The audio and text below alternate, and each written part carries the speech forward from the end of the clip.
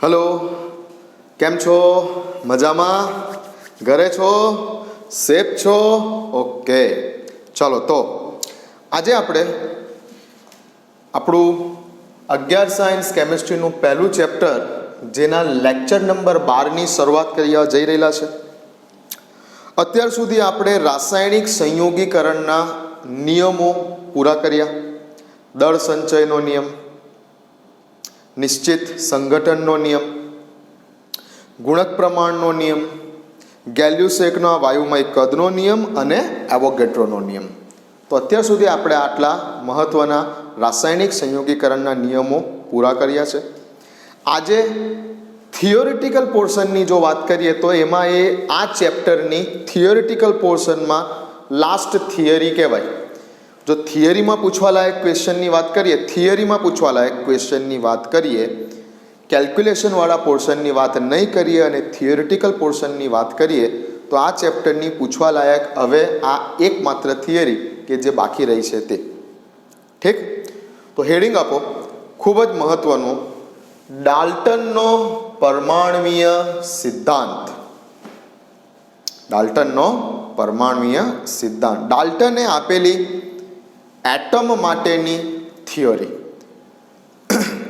ચાલો હેડિંગ આપી દો, ડાલ્ટનનો પરમાણ્વીય સિદ્ધાંત. વાત ચાલી રહેલી છે મિત્રો આ બધી 1800ની સાલમાં. આ બધી વાત ચાલી રહેલી છે લગભગ 1800ની સદીની આસપાસની વાત આ ચાલી રહેલી છે, બરાબર. ડાલ્ટને પણ આ સિદ્ધાંત જ્યારે આપેલો છે ત્યારે લગભગ એક્ઝેક્ટલી 1811 એવું કંઈક તમને બુકની અંદર દેખાશે. 1811 અથવા 1800 ને એક્ઝેક્ટલી બોલું તો 1808માં આ સિદ્ધાંતને તેને the new system of chemical philosophy નામની જર્નલમાં પ્રસિદ્ધ કર્યો છે. આ ન્યૂ સિસ્ટમ ઓફ કેમિકલ ફિલોસોફીમાં તેને આ પોતાની હાઇપોથિસિસ, પોતાનો આ સિદ્ધાંત પ્રકાશિત કર્યો છે ડાલ્ટન નામના વૈજ્ઞાનિકે. ઓકે, તો 1800ની સદીની આ વાત ચાલી રહેલી છે. તે વખતે એકચ્યુઅલી સૌ પ્રથમવાર પરમાણુ શું છે તે સમજાવવાનો પ્રયત્ન, પરમાણુના બંધારણને સમજાવવાનો પ્રયત્ન ડાલ્ટને સૌ પ્રથમવાર લગભગ આજથી વાત કરીએ તો કેટલા 200 વર્ષ પહેલાં, 200-250 વર્ષ પહેલાં આ સિદ્ધાંત ડાલ્ટને આજથી 200-220 વર્ષ પહેલાં આપેલો છે. એમાંની ઘણી બધી વાતો જે છે તે સમય જતાં થોડી સુધારા વધારા આવેલા છે. થોડી વાતો ખોટી પણ પડેલી છે ડાલ્ટનની. એ શું છે તમને લાસ્ટમાં કહું છું. બટ બહુ મોટી વાત છે કે આજથી લગભગ 200 વર્ષ પહેલાં તેને આ જે છે એ સિદ્ધાંત પરમાણુને સમજાવવાનો સૌ પ્રથમ પ્રયત્ન ડાલ્ટને કરેલો છે, બરાબર. એમ તો આપણું જે સેકન્ડ ચેપ્ટર છે આખું સ્ટ્રક્ચર ઓફ એટમ, તેની અંદર આપણે ડિટેલમાં વાત કરીશું. ઓકે, કે પરમાણુને સમજાવવામાં કયા વૈજ્ઞાનિકોએ કેવા ફાળો આપેલો છે એ ડિટેલમાં વાત આખી ચેપ્ટર નંબર 2ની અંદર છે, પરમાણ્વીય બંધારણમાં આપણા. પણ સૌથી પહેલી ટ્રાય કોને કરેલી છે? ડાલ્ટને. શું કીધું છે તેને પરમાણુ વિશે?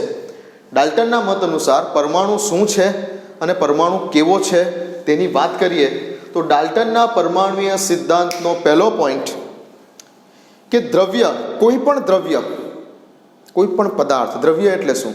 જે પદાર્થ જગ્યા રોકે છે અને જેને પોતાનું કંઈક દળ છે તેને દ્રવ્ય કહેવાય છે. તો દ્રવ્ય એ અવિભાજ્ય પરમાણુઓનો બનેલો છે. દ્રવ્યને તમે ભાગ કરતા જાઓ, તોડતા જાઓ, દ્રવ્યના ભાગ કરતા જાઓ અને જે છેલ્લામાં છેલ્લું અતિ સૂક્ષ્મ ઘટક કણ બાકી રહે કે હવે જેનું આગળ વિભાજન થઈ શકતું નથી, દ્રવ્યને તમે તોડતા ગયા અને છેલ્લામાં છેલ્લો જે ઘટક કણ બાકી રહ્યો કે જેને હવે વધારે તોડી શકાતો નથી, જે અવિભાજ્ય છે, એના બીજા ભાગ પાડી શકાતા નથી, તેને આપણે બોલીશું કે તે પરમાણુ છે. તો દ્રવ્ય એ અવિભાજ્ય પરમાણુઓનો બનેલો છે. આ સેન્ટેન્સ આપણને એવું કહે છે કે પરમાણુ અવિભાજ્ય છે. ઓકે, પાછળથી આ બધી બાબતો ખોટી પડેલી છે, પણ અત્યારે તો તમે ડાલ્ટનના પરમાણ્વીય સિદ્ધાંતની અભિધારણાઓને સમજો કે ડાલ્ટને તે જમાનામાં શું કીધેલું, આજથી 200 વર્ષ પહેલાં શું કીધેલું ડાલ્ટને. બરાબર.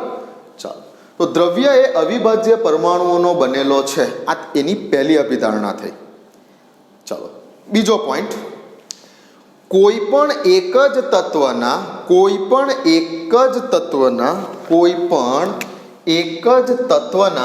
બધા જ પરમાણુઓના ગુણધર્મો સમાન હોય છે. કોઈ પણ એક જ તત્વના બધા જ પરમાણુઓ સમાન ગુણધર્મો ધરાવે છે. હવે હાઇડ્રોજન નામના તત્વના જેટલા પણ પરમાણુઓ છે બધાના ગુણધર્મો કેવા છે? સમાન છે. ઇવન માસ જેમાં દળ પણ સામેલ છે. ગુણધર્મો તો સમાન છે, જેની અંદર દળનો પણ સમાવેશ થઈ ગયેલો છે. હાઇડ્રોજન નામના તત્વના બધા જ પરમાણુઓનું દળ પણ સમાન છે, એવું ડાલ્ટને તે જમાનામાં કીધેલું. કોઈ પણ એક જ તત્વના બધા જ પરમાણુઓ સમાન ગુણધર્મો ધરાવે છે. એક જ તત્વના બધા જ પરમાણુઓના ગુણધર્મો સમાન છે, જેમાં દળ પણ સામેલ છે, કે એક જ તત્વના બધા જ પરમાણુઓનું દળ પણ કેવું હોય છે? સમાન હોય છે. પરંતુ બીજા તત્વોના ગુણધર્મોથી અલગ હોય છે. કોઈ પણ એક જ તત્વના જે પરમાણુઓ છે તે બધાના ગુણધર્મો સરખા, પણ તે કોઈ બીજા તત્વના ગુણધર્મોથી અલગ હશે. ઠીક છે. હાઇડ્રોજન તત્વના બધા જ પરમાણુઓના ગુણધર્મો સરખા, ઇવન દળ પણ સરખું, વજન પણ સરખું. પરંતુ તે ઓક્સિજન તત્વના પરમાણુઓના ગુણધર્મથી તો અલગ જ હશે, ઓબ્વિયસલી. તો કોઈ પણ એક જ તત્વના બધા પરમાણુઓના ગુણધર્મો સમાન, ઇવન દળ પણ સામેલ છે તેની અંદર, કે દળ પણ સમાન જ હશે, તેમાં દળ પણ સામેલ છે. પરંતુ બીજા તત્વોના ગુણધર્મોથી અલગ હોય છે. જે તે તત્વના કોઈ ગુણધર્મ એ કોઈ બીજા તત્વના ગુણધર્મથી અલગ હોય છે, અને જુદા જુદા તત્વોના પરમાણુઓના દળ જુદા જુદા હોય છે. આપણને ખબર છે આપણને. હાઇડ્રોજનના જો એક મોલ એટમની વાત કરીએ તો તેનું દળ કેટલું? 1 ગ્રામ. ઓક્સિજનના 1 મોલ એટમની વાત કરીએ, બરાબર, સિંગલ એટમની વાત કરીએ તો તે પાછું અલગ છે. આપણે જે છે આ વિશે વાત કરી ચૂકેલા છે, અને સમય હશે તો આપણે ફરીથી થોડોક આ કોન્સેપ્ટને વધારે ડિટેલમાં સમજીશું. નો ડાઉટ સમજીશું.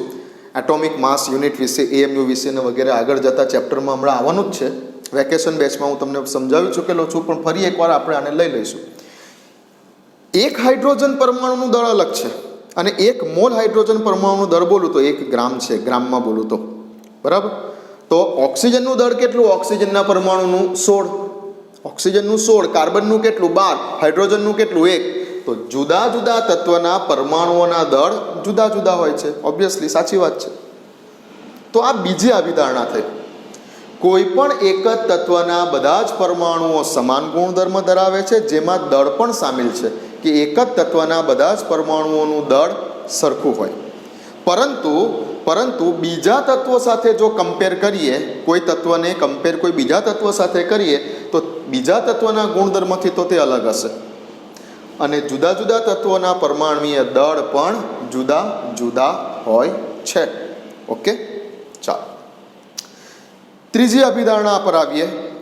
તો જ્યારે જુદા જુદા તત્વો, 2 કે 2 કરતાં વધારે, મિનિમમ 2 અથવા 2 કરતાં વધારે, જ્યારે જુદા જુદા તત્વોના પરમાણુઓ કોઈ નિશ્ચિત પ્રમાણમાં, હવે નિશ્ચિત પ્રમાણ તરીકે દળથી નિશ્ચિત પ્રમાણ અથવા ટકાથી નિશ્ચિત પ્રમાણ, ઓકે, જ્યારે જુદા જુદા તત્વના પરમાણુઓ કોઈ નિશ્ચિત પ્રમાણમાં, કોઈ પૂર્ણાંક સંખ્યાના ગુણોત્તરમાં, નિશ્ચિત પ્રમાણમાં, દળથી કે ટકાથી કોઈ નિશ્ચિત પ્રમાણમાં એકબીજા સાથે જોડાય છે, સંયોજાય છે, ત્યારે સંયોજન બને છે. ઓબ્વિયસલી હાઇડ્રોજન અને ઓક્સિજન 2 અલગ અલગ તત્વો, 2 અલગ અલગ તત્વના પરમાણુઓની વાત લઈ લો. હાઇડ્રોજન તત્વ, ઓક્સિજન તત્વ, 2 અલગ અલગ તત્વના પરમાણુઓની વાત લઈ લીધી, બરાબર છે. તો આમાં હાઇડ્રોજન અને ઓક્સિજનનું દળ પ્રમાણ કેટલું? તો કે 2:16 H2O. 2 હાઇડ્રોજન 1 ઓક્સિજન, 2:16 થયું. તો નિશ્ચિત સંખ્યા કઈ બની અહીંયા? સાદો પૂર્ણાંક સંખ્યા કઈ બની? 1:8 થયું. પાણીની વાત કરો કે હાઇડ્રોજન અને ઓક્સિજન જોડાય, સંયોજાય ને પાણી બનાવે છે, એકચ્યુઅલી આપણે આ સેમ વસ્તુ જે છે તે નિશ્ચિત પ્રમાણના નિયમમાં શીખી ગયા છે. નિશ્ચિત પ્રમાણના નિયમમાં શીખી ગયા છે કે ભાઈ સંયોજન કોઈ પણ રીતે મેળવશો તમે. નદીનું પાણી લેશો કે દરિયાનું પાણી લેશો કે તળાવનું પાણી લેશો કે કૂવાનું પાણી લેશો કે વરસાદનું પાણી લેશો, પાણીમાં રહેલા હાઇડ્રોજન અને ઓક્સિજનનું દળથી પ્રમાણ અથવા ટકાવાર પ્રમાણ નિશ્ચિત જ છે. કોઈ પણ જગ્યા પરથી પાણીનો નમૂનો લીધેલો હશે તેમાં હાઇડ્રોજનના 2 જ ગ્રામ છે અને ઓક્સિજનના 16 ગ્રામ જ છે. તો પાણીના કોઈ પણ જગ્યા પરથી લીધેલા નમૂનામાં હાઇડ્રોજન અને ઓક્સિજનનું પ્રમાણ નિશ્ચિત જ છે. કેટલું છે? 2:16, એટલે બીજા શબ્દોમાં 1:8. તો એ જ રીતે જ્યારે જુદા જુદા તત્વના પરમાણુઓ કોઈ નિશ્ચિત પ્રમાણમાં જોડાય છે ત્યારે સંયોજન બનાવે છે. આ સેમ વસ્તુ આપણે બીજી રીતે નિશ્ચિત પ્રમાણના નિયમમાં શીખી ગયા છે. ઓકે, તો ડાલ્ટનની આ જે અભિધારણા છે નિશ્ચિત પ્રમાણના નિયમને પણ યોગ્ય ઠેરાવે છે. ઓકે, ચાલો છેલ્લું કે રાસાયણિક પ્રક્રિયાઓમાં પરમાણુઓની ફેર ગોઠવણી શક્ય છે. રાસાયણિક પ્રક્રિયા, કોઈ પણ રાસાયણિક પ્રક્રિયા થતી હોય તેમાં શું શક્ય છે? તો કે ભાઈ પરમાણુઓની ફેર ગોઠવણીનો સમાવેશ થાય છે, પરંતુ પ્રક્રિયા દરમિયાન પરમાણુનો સર્જન કે વિનાશ શક્ય નથી. હવે આ જ વસ્તુ બીજા શબ્દોમાં હું તમને કહું તો તમે દળ સંચયના નિયમમાં શીખી ગયા છો. દળ સંચયનો નિયમ, રાસાયણિક સંયોગીકરણનો પહેલો નિયમ, દ્રવ્યનું સર્જન કે વિનાશ શક્ય નથી. દ્રવ્યનું સર્જન કે વિનાશ શક્ય નથી. કોઈ પણ રાસાયણિક પ્રક્રિયા દરમિયાન જો રાસાયણિક પ્રક્રિયા 100% થાય છે એવું માની લઈએ તો જેટલું દળ પ્રક્રિયક તરફ રહેલા દ્રવ્યનું છે એટલું જ દળ નિપજ તરફ રહેલા દ્રવ્યનું પ્રાપ્ત થાય છે. હવે દ્રવ્યનો મૂળભૂત ઘટક તો કોણ છે? પરમાણુ છે. દ્રવ્ય શેનું બનેલું છે? તો કે અવિભાજ્ય પરમાણુનું બનેલું છે. જો દ્રવ્યનો સર્જન કે વિનાશ શક્ય નથી એવું બોલીએ તો પરમાણુનો બી સર્જન કે વિનાશ શક્ય નથી. ઠીક છે ને? તો દળ સંચયના નિયમમાં આ વાત થયેલી છે. દ્રવ્યનું સર્જન કે વિનાશ શક્ય નથી એવું આપણે બોલતા હતા. દળ સંચયના નિયમમાં એન્ટોની લેવોઝિયરે જે કીધેલું તે જ પ્રમાણે હવે દ્રવ્ય બનેલું શેનું છે? પરમાણુનું. તો જો દ્રવ્યનો સર્જન કે વિનાશ શક્ય નથી તો પરમાણુનો પણ સર્જન કે વિનાશ શક્ય નથી. હા, રાસાયણિક પ્રક્રિયા દરમિયાન પરમાણુઓની ફેર ગોઠવણી થાય છે. આપું છું તમને એક ઉદાહરણ અત્યારે. તો આ છે આપણો ડાલ્ટનનો પરમાણુય સિદ્ધાંત. 4 અભિધારણાઓ લખવાની છે. ઓકે, થોડીક બુક કરતાં આપણી લેંગ્વેજ થોડી ઘણી અલગ હશે. બરાબર? કન્ટેન્ટ સેમ રહેશે પણ યાદ રાખવામાં, સમજવામાં, લખવામાં થોડુંક આપણે ઇઝી બને તેવી આપણી લેંગ્વેજ હશે. કેમ કે બુકના બેઠા શબ્દો યાદ રાખવા એ તો ગોખેલું કહેવાય. બરાબર? બેઠા અક્ષર યાદ રાખવા એ તો ગોખેલું કહેવાય. અને ગોખણપટ્ટી સાથે જો આ કેમેસ્ટ્રીને ભણવા ગયા અથવા સાયન્સના કોઈ પણ સબ્જેક્ટને જો ગોખણપટ્ટીથી સમજવા ગયા તો પતી ગયું. સાયન્સ પૂરું જ થઈ જશે તે જગ્યા ઉપર, સમજી લેજો. એટલે ગોખણપટ્ટી નહીં, કોન્સેપ્ટ સમજવાનો છે, કન્ટેન્ટ સમજવાનું છે થિયરીનું. પછી લેંગ્વેજ તો જસ્ટ અ મેટર. લેંગ્વેજ તો કંઈ પણ હોઈ શકે. ધ વે ઓફ એક્સપ્રેશન કંઈ પણ હોઈ શકે. ઠીક છે? અમુક જે છે તમે અમુક જગ્યા ઉપર, મારે નામ નથી લેવું, પણ અમુક જગ્યા ઉપર જ્યારે તમે એક્ઝામ આપવા માટે જાઓ છો ત્યારે શું હોય છે કે અમુક જડ સાહેબો હોય ને તપાસવા માટે બેઠેલા, અમુક જડ બુદ્ધિના સાહેબો હોય ને ત્યારે તમારું થોડુંક કમનસીબ કે એ અક્ષર મેચ કરે. તો એવા સાહેબોના હાથમાં તમારી સપ્લિમેન્ટરી આવી ગઈ તો એ તમારું કમનસીબ કે જે લોકો અક્ષર ચોપડીના બેસીને ચેક કરે.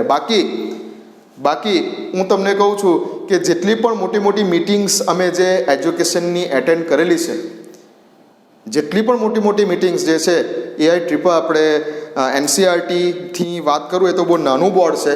બાકી અમે જે વાત કરીએ છીએ એઆઈસીટી, બરાબર, હું પોતે જે છે એઆઈસીટીનો મેમ્બર છું, લાઈફ મેમ્બર છું. અમે જે મોટી મિટિંગ, એનટીએની મિટિંગ, નેશનલ ટેસ્ટિંગ એજન્સીની મિટિંગ, એઆઈસીટીની મિટિંગ, જે એટેન્ડ કરીએ છીએ તેમાં ચોખ્ખું બોલવામાં આવે છે કે વિદ્યાર્થીઓને હાલના સમયમાં કોન્સેપ્ટ અને કન્ટેન્ટ બેઝડ એજ્યુકેશન આપો. એ કંઈ અક્ષરે અક્ષર ગોખાવા જરૂરી નથી. ઇવન બોર્ડ પણ, even central board CBSE board દ્વારા એવું કહેવામાં આવેલું છે કે વિદ્યાર્થીઓને કન્ટેન્ટ બેઝ અને કોન્સેપ્ટ બેઝ એજ્યુકેશન આપો. આ ગોખણપટ્ટીવાળી વાત જે છે, વિદ્યાર્થીઓ જેમ બને તેમ ભૂલી જાય એ રીતનું કંઈક કન્સેન્ટ અને કંઈક કન્ટેન્ટ એવું આપો, કંઈક કોન્સેપ્ટ એવો આપો કે જેથી ગોખણપટ્ટીથી વિદ્યાર્થી બને ત્યાં સુધી દૂર રહે. એ ચોપડીના અક્ષરે અક્ષર વાંચવાને બેઠે બેઠું યાદ રાખવું તો મરી જતા રહેશો સાયન્સની અંદર. હજુ તો આ શરૂઆત છે, બરાબર. તો લેંગ્વેજ અને શબ્દો, હા, કન્ટેન્ટ આવી જવું જોઈએ. જે કહેવા માંગે છે થિયરીમાં, જે કંઈ પણ થિયરીનો કોન્સેપ્ટ છે એમાંથી એક પણ વસ્તુ બચવી ના જોઈએ. પણ લેંગ્વેજ તમે તમારી રીતે અથવા હું તમને જે ઇઝી કરીને આપું છું એ રીતે વાપરી શકો છો, બરાબર છે. અને હાઈએસ્ટ જ માર્ક્સ આવે જો કોન્સેપ્ટ તમારો એકવાર ક્લિયર થઈ ગયેલો હોય, તમે આમ નોલેજ લઈ લીધેલું હોય કે આ થિયરીની અંદર આ કહેવા માંગે છે, એ તમને આ જીવન સુધી ના ભૂલાય, બરાબર. તો કોઈ ફરક નહીં પડે, કોઈ ફરક નહીં પડે. માર્ક્સ જે છે તમારા એ કંઈક લેંગ્વેજ બદલાવાથી કટ થઈ શકે એવું કંઈક જરૂરી નથી, સમજી લો તમે, ઠીક. કન્ટેન્ટ તમારા ઈચ એન્ડ એવરી કન્ટેન્ટ આવી જવા જોઈએ તમારા લખાણની અંદર. લેંગ્વેજ જે છે તમે તમારી રીતે થોડું થોડું આમ તેમ કરી શકો છો. જેમ કે અહીંયા એવું કીધેલું છે, બુકમાં તમે વાંચો તો બુકમાં એવું કીધેલું છે કે રાસાયણિક પ્રક્રિયા દરમિયાન ઉત્પન્ન કરી શકાતો નથી અથવા નાશ કરી શકાતો નથી. તો આપણે એવું લખ્યું છે કે પરંતુ રાસાયણિક પ્રક્રિયામાં પરમાણુની ફેરગોઠવણીનો સમાવેશ થાય છે. બુકમાં એવું લખેલું છે કે ઉત્પન્ન કરી શકાતો નથી કે નાશ કરી શકાતો નથી. આપણે લખી દીધું કે પરંતુ પ્રક્રિયા દરમિયાન પરમાણુનું સર્જન કે વિનાશ શક્ય નથી. સેમ જ થયું ને, ઓકે. તો કોઈ ગભરાવાની જરૂર નથી, ઠીક છે. તો વિડીયો પોઝ કરો, વિડીયો પોઝ કરીને લખી લો. પહેલાં તો આટલું લખી લો. તો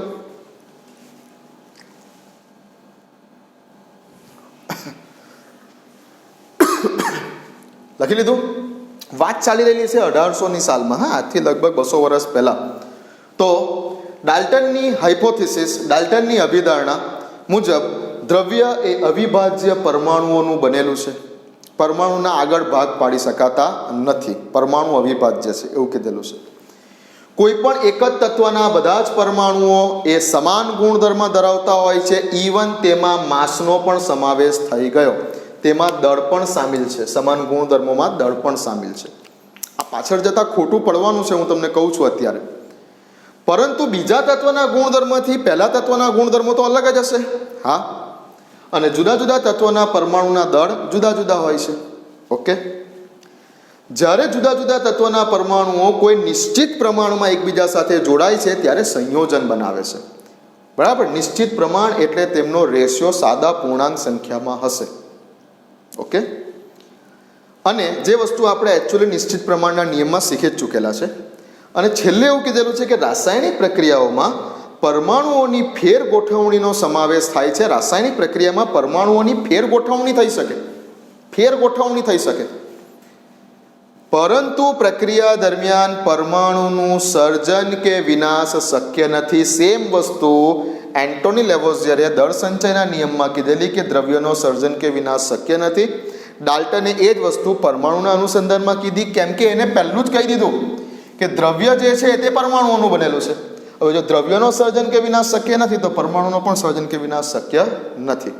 હવે આ ફેર ગોઠવણી શક્ય છે એ વાતને એક સમીકરણ આપી સમજાવું. લખાઈ ગયું છે આટલું, ઓકે. તો ડાલ્ટને શું કીધું કે ફેર ગોઠવણી શક્ય છે. રાસાયણિક પ્રક્રિયા દરમિયાન પરમાણુઓની ફેર ગોઠવણી શક્ય છે. તો આને સમજાવું એક સમીકરણ આપીને. યસ, સમજો. સપોઝ કે રાસાયણિક પ્રક્રિયા દરમિયાન મિથેન નામનું કોઈ દ્રવ્ય કે જેમાં એક કાર્બનનો પરમાણુ છે અને 4 હાઇડ્રોજનના પરમાણુ છે, જે ઓક્સિજન સાથે રિએક્ટ કરે છે અને બનાવે છે સામે કાર્બન ડાયોક્સાઇડ અને પાણી. શું આ સમીકરણ સંતુલિત છે? સમીકરણ સંતુલિત નથી. સમીકરણને સંતુલિત કરો તો 2 લખી દઉં અહીંયા અને આ જગ્યા ઉપર 2 લખી દઉં એટલે 2 દુ 4 હાઇડ્રોજન, 4 હાઇડ્રોજન, ઓકે. આવી કોઈ રાસાયણિક પ્રક્રિયા થઈ, મિથેનના દહનની પ્રક્રિયા કરી, ચાલો ને, ઓકે. હવે આ જગ્યા ઉપર તમે જુઓ કે આની અંદર કાર્બન અને હાઇડ્રોજનના પરમાણુઓ છે. રાસાયણિક પ્રક્રિયા થઈ, આ રાસાયણિક પ્રક્રિયા થઈ ગઈ. હવે આમાં તમે જુઓ તો કાર્બન કોની સાથે જોડાયેલો છે? કાર્બનનો પરમાણુ કોની સાથે છે? હાઇડ્રોજન સાથે છે. અને આ જગ્યા ઉપર જુઓ કાર્બનનો પરમાણુ કોની સાથે છે? ઓક્સિજન સાથે છે. ફેરબદલી થઈ, ફેરબદલી, પરમાણુઓની ફેરબદલી. અહીં કાર્બન હાઇડ્રોજન સાથે છે તો અહીં કાર્બન ઓક્સિજન સાથે છે. રાસાયણિક પ્રક્રિયાઓમાં પરમાણુઓની ફેરગોઠવણી શક્ય છે. પરમાણુઓની ફેરગોઠવણી થઈ ગઈ. અહીંયા એકલો ઓક્સિજન હતો તો હવે આ જગ્યા ઉપર ઓક્સિજન હાઇડ્રોજન સાથે પણ ચાલ્યો ગયો. અદલા બદલી થાય છે કે ફેરગોઠવણી થાય છે રાસાયણિક પ્રક્રિયામાં. પણ પરમાણુનું સર્જન કે વિનાશ નથી થયું. બરાબર. જેમ કે હું તમને દળના સંદર્ભમાં સમજાવું તો આ જગ્યા ઉપર મિથેનનું તમે દળ ગણો તો 12 ને 4 16 ગ્રામ આવશે. આ જગ્યા ઉપર ઓક્સિજનનું દળ ગણો તો 32 દુ 64 ગ્રામ આવશે. ટોટલ પ્રક્રિયકો તરફનું તમે દળ ગણો તો કેટલું આવશે? 6 ને 4 10 ને 7 ને 80 ગ્રામ આવશે. પ્રક્રિયકો તરફનું કુલ દળ કેટલું થયું? 80 ગ્રામ. એ જ રીતે નિપજ તરફની વાત કરું તો CO2 32 16 દુ 32 ને કાર્બન 12 એટલે 44 ગ્રામ થયું આનું દળ. H2O 18 ને 18 દુ 36 થયું આનું ગ્રામ. બરાબર છે. તમે અણુભાર ગણો તો 18 આવશે અને 18 દુ આગળ 2 લખેલા છે એટલે 36 આવશે. ટોટલ કેટલું થયું? નિપજ બાજુનું કુલ દળ કેટલું થયું? 6 ને 4 10 ને 4 ને 3 7 ને 1 એટલે 80 ગ્રામ. લો, નથી 1 ગ્રામ વધારે કે નથી 1 ગ્રામ ઓછું. એટલે નથી કોઈ 1 ગ્રામ પરમાણુનું વજન ઓછું થયું કે નથી કોઈ 1 ગ્રામ પરમાણુ વધ્યો. પરમાણુનું સર્જન કે વિનાશ શક્ય નથી. દળ સંચરણ નિયમમાં બી આપણે આ જ લખેલું. હા, ફેર ગોઠવણી થઈ, અદલા બદલી થઈ. કઈ અહીંયા કાર્બન સાથે હાઇડ્રોજન હતો તો અહીંયા કાર્બન સાથે ઓક્સિજન આવી ગયો. ઓક્સિજન અહીંયા હાઇડ્રોજન સાથે પણ આવી ગયો. ફેર ગોઠવણી શક્ય થઈ. ઓકે, તો આ નિયમ હતો આપણો કે ડાલ્ટનની અભિધારણાઓમાં છેલ્લો પોઈન્ટ હતો. તમને એક ઉદાહરણ સહિત પણ સમજાવી દીધો. ઓકે, સાઈડ ઉપર કોઈ જગ્યા ઉપર નોટ બનાવીને લખવું હોય તો લખી દો આ વસ્તુ. ચાલો, તો વાત ચાલી રહેલી છે 1800ની સાલમાં. હવે આ સમયગાળામાં કોઈ અવપરમાણુય કણોની શોધ નથી થઈ. કોઈ પણ પ્રકારના અવપરમાણુય કણો એટલે પરમાણુના મૂળભૂત ઘટકો જે આજે આપણે જાણીએ છીએ પરમાણુઓના મૂળભૂત ઘટકો કયા આજે આપણે જાણીએ છીએ? ઇલેક્ટ્રોન્સ, પ્રોટોન્સ અને ન્યુટ્રોન્સ. એ તો આજે આપણે જાણીએ છીએ. આજના સમયમાં આપણે જાણીએ છીએ. બરાબર. બટ 200 વર્ષ પહેલા ડાલ્ટનને નથી ખબર કે પરમાણુના અમુક કણો બી છે, સબ એટોમિક પાર્ટિકલ્સ પણ છે. હવે આપણે પણ જો તમને કહું તો આજે તમે પણ બહુ મોટે ભાગે બહુ તો જાણતા હશો. 8 9 10માં કદાચ ભણીને આવ્યા હશો. તમે પરમાણુના 3 જ કણો જાણતા હશો મૂળભૂત: ઇલેક્ટ્રોન્સ, પ્રોટોન્સ અને ન્યુટ્રોન્સ. આજની તારીખમાં 200 જેટલા સબ એટોમિક્સ પાર્ટિકલ શોધાઈ ચૂકેલા છે. 200. પરમાણુની અંદર રહેલા ઘટક કણોને અલગ અલગ રીતે ક્લાસિફાઈ કરીએ તો 200 જાતના સબ એટોમિક્સ પાર્ટિકલ, અવપરમાણુય ઘટક કણો 200 જેટલા જાણીતા છે. પણ મૂળભૂત આપણે 3 જ બોલીએ છીએ: ઇલેક્ટ્રોન, પ્રોટોન, ન્યુટ્રોન. પણ આજથી 200 વર્ષ પહેલાં નથી ખબર ડાલ્ટનને. ડાલ્ટનને શું કોઈને નથી ખબર. તો ડાલ્ટનનો જે પરમાણુય નમૂનો છે, પરમાણુય નમૂનામાં અમુક મર્યાદાઓ રહેલી છે, જે પૈકી નંબર 1. હવે આ બુકમાં નથી. બુકમાં હું જે અહીંયા લખીશ તે બધી મર્યાદાઓ નથી. હા, કદાચ તમે જો બુકમાં તમે પેજ નંબર 27 જોશો, જ્યારે સેકન્ડ ચેપ્ટર ચાલુ થાય છે, પેજ નંબર 27 જોશો તો એમાં ડાલ્ટનના પરમાણુય નમૂનાની ખામી કરીને એમાં કંઈક એકાદ સેન્ટેન્સ લખી આપેલું છે. બાકી મોટે ભાગે હું જે લખીશ અત્યારે તે બુકમાં નથી. પેજ નંબર 27 ઉપર તમે બુકમાં જોશો, સેકન્ડ ચેપ્ટર જ્યારે ચાલુ થાય છે ત્યારે એમાં લખેલું છે કે ડાલ્ટને એવું કીધું કે ભાઈ કોઈ પણ એક તત્વના ગુણધર્મો સમાન હોય છે, જેમાં દળનો પણ સમાવેશ થાય છે, પરંતુ તે બીજા તત્વના ગુણધર્મોથી અલગ પડે છે. પણ કેમ અલગ પડે છે એની કોઈ વાત નથી થઈ. બીજું કે એક ઉદાહરણ આપેલું છે સમજાવવા માટે કે ભાઈ જ્યારે કાચ અથવા એબોનાઇટ ને કોઈક રેશમ કે રૂંવાટીવાળા કપડા સાથે ઘસવામાં આવ્યું. એ વાત જાણીતી હતી તે સમયગાળામાં કે કાચને જ્યારે કોઈ રૂંવાટીવાળા કાપડ સાથે ઘસવામાં આવે છે, કાચને, એબોનાઇટ અથવા કાચને, તો શું થાય છે? વિદ્યુત ઉત્પન્ન થાય છે. આ કેમ થયું, આ કેમ થયું, નહોતું સમજાવી શકાતું ડાલ્ટનના પરમાણુય સિદ્ધાંત દ્વારા. આ વાત પેજ નંબર 27 પર છે. વધારે ડિટેલમાં વાત આપણે જ્યારે ચેપ્ટર ચાલુ કરીશું, સેકન્ડ ચેપ્ટર ચાલુ કરીશું ત્યારે કરીશ. બટ મેઇન જે મર્યાદા છે ડાલ્ટનના પરમાણુય નમૂનાની જે મર્યાદા છે એ લગભગ એવું થયું કે ડાલ્ટને જે પરમાણુય સિદ્ધાંત આપ્યો તે એપ્રોક્સિમેટ 80 થી 90 વર્ષો સુધી 80 થી 90 વર્ષો સુધી બરાબર લોકો બધા જ એને સાચો માનતા હતા. ને સાચો હતો જ, એવું નહોતું કે તે સમયમાં ખોટું હતું, તે વખતે શોધ નથી થઈ. 80-90 વર્ષ સુધી બધા આ સિદ્ધાંતને માન્યતા આપતા હતા. પણ 80-90 વર્ષ પછી પ્રોબ્લેમ ક્યારથી ચાલુ થઈ? સબ એટોમિક્સ પાર્ટિકલ જેવા શોધાવાના શરૂ થયા. સબ એટોમિક પાર્ટિકલ જ્યારે 19મી સદીની શરૂઆત થઈ, લગભગ 1897 થી, એટલે 19મી સદીની શરૂઆત થવાની તૈયારી હતી ત્યારે 19મી સદીની શરૂઆત થવાની તૈયારી હતી ત્યારે સૌપ્રથમ માઇકલ ફેરાડે નામના વૈજ્ઞાનિકે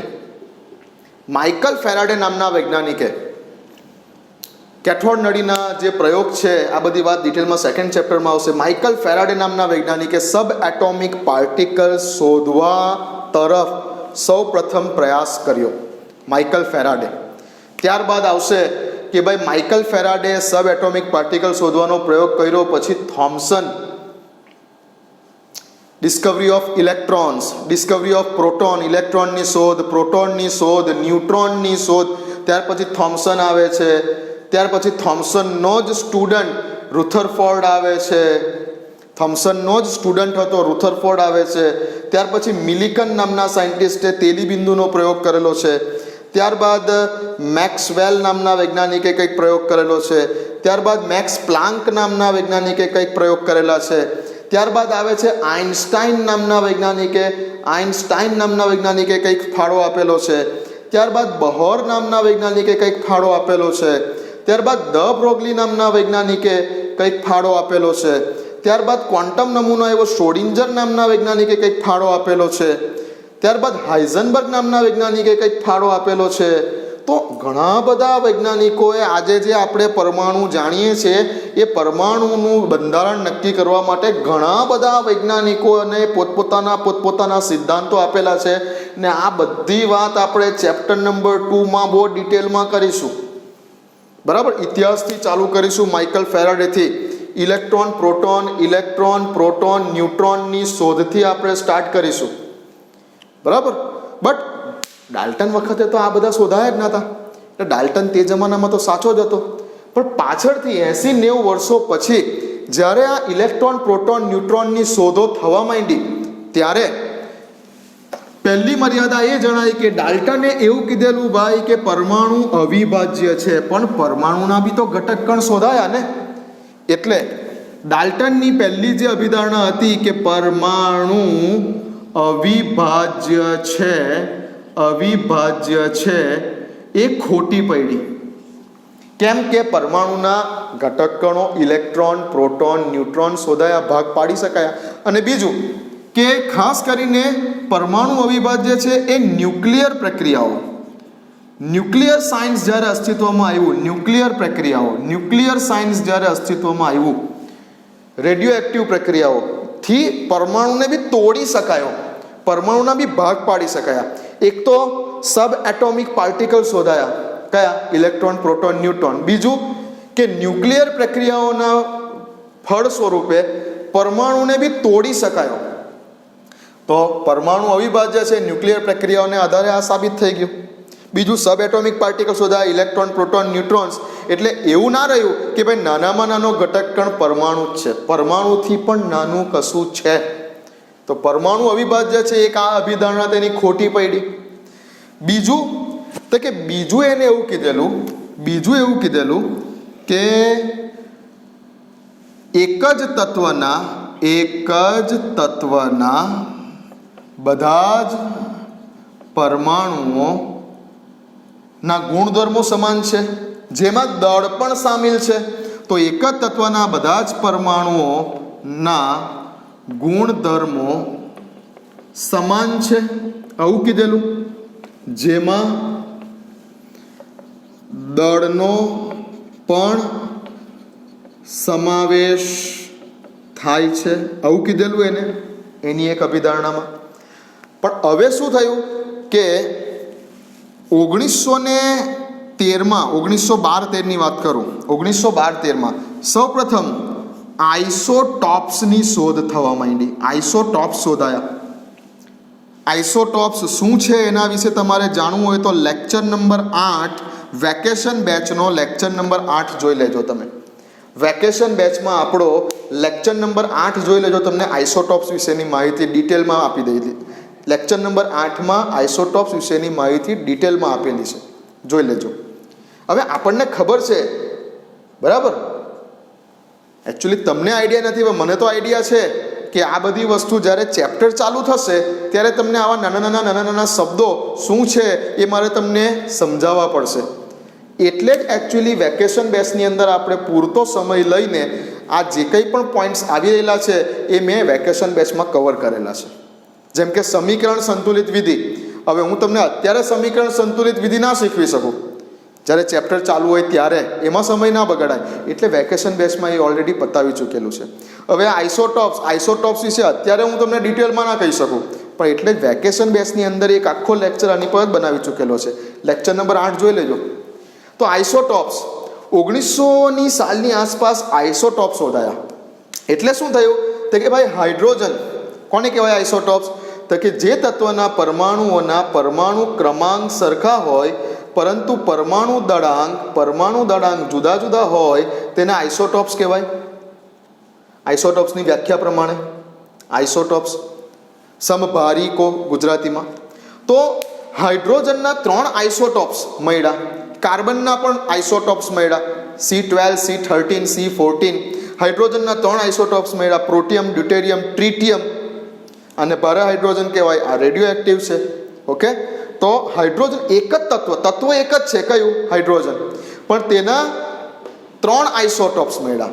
ડાલ્ટને તો એવું કીધેલું કે એક જ તત્વના બધા જ પરમાણુઓના ગુણધર્મો સમાન અને તેમાં તેના દળનો પણ સમાવેશ થાય, એટલે દળ પણ સમાન હોય. પણ અહીંયા જુઓ તો હાઇડ્રોજનના આ પરમાણુનું દળ કેટલું છે? 1.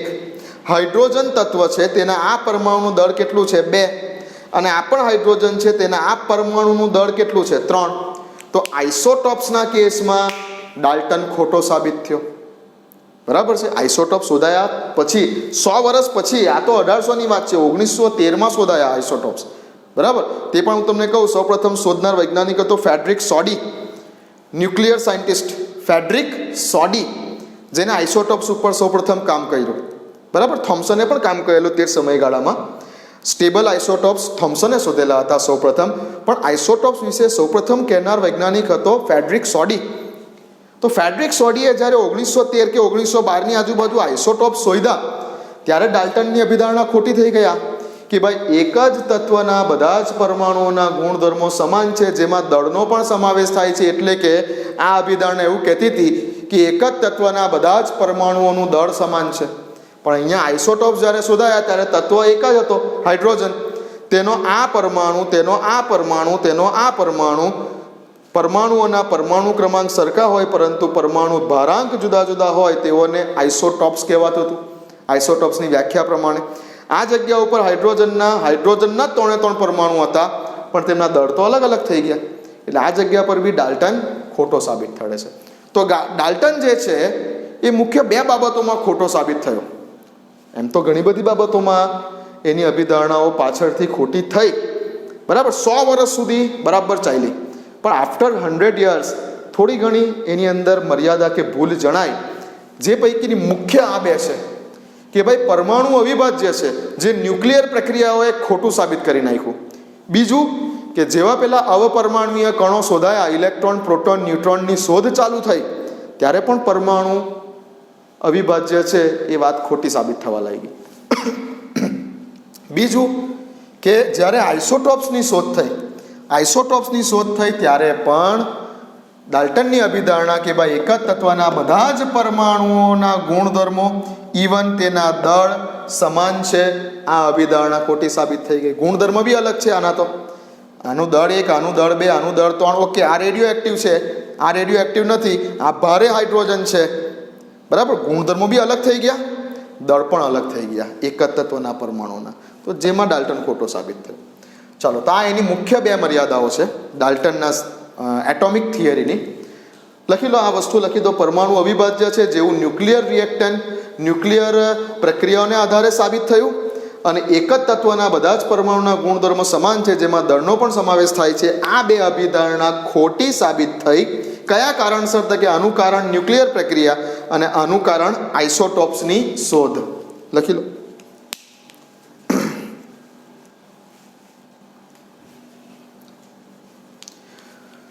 ચાલો, તો અહીં આપણે આ ટોપિકને પૂરો કરીએ છીએ, ડાલ્ટનના પરમાણુય સિદ્ધાંતને. હવે ડાલ્ટનના પરમાણુય સિદ્ધાંત પરથી સૌ પ્રથમ પરમાણુ વિશેની જાગૃતતા વિજ્ઞાન જગતમાં આવી. સૌ પ્રથમ પરમાણુ વિશે કહેનાર વૈજ્ઞાનિક ડાલ્ટન. ઓકે. ત્યારબાદ ઘણા બધા વૈજ્ઞાનિકોના સહિયારા પ્રયત્નો દ્વારા મેં તમને કીધું અત્યારે જ કે ત્યારબાદ 1900ની સદીની આસપાસ ઘણા બધા વૈજ્ઞાનિકો એક સાથે સહિયારો પ્રયત્ન કર્યો, અને દરેક વૈજ્ઞાનિકે પોતપોતાની રીતે પ્રયોગો કરી અને પરમાણુને આખો સમજાવવાનો જે પ્રયત્ન કર્યો છે, તે જ આખું આપણું ચેપ્ટર છે પરમાણુય બંધારણ. Chapter number 2. હજુ વાર છે આ ચેપ્ટરને, કેમ કે હજુ આપણું ચેપ્ટર નંબર 1માં આપણે ડિટેલમાં હજુ જે બાકી ટોપિક્સ છે, ખાસ કરીને દાખલાવાળો portion, each and every example બુકના આપણે કરવા પડશે, અને હું તમને કરાવીશ. તમારી બધા પાસે બુક છે, ઈચ એન્ડ એવરી એક્ઝામ્પલ બુકના આપણે કરવા જ પડશે, અને હું તમને કરાવીશ. ત્યાર પછી જ આપણે કોઈ નવા ચેપ્ટર ઉપર જઈશું. બરાબર છે? ચલો, તો નેક્સ્ટ વાર નવા ટોપિક સાથે મળીશું. ત્યાં સુધી આ વાંચતા રહો. ડાલ્ટનના પરમાણુય સિદ્ધાંતમાં ટોટલ 4 અભિધારણા તમે લખી કાઢી હશે, અને બીજું મર્યાદાઓમાં આ 2 મર્યાદા લખી રાખજો. ઓકે, ભલે બુકમાં નથી પણ લખી રાખજો. ચાલો, મળીએ.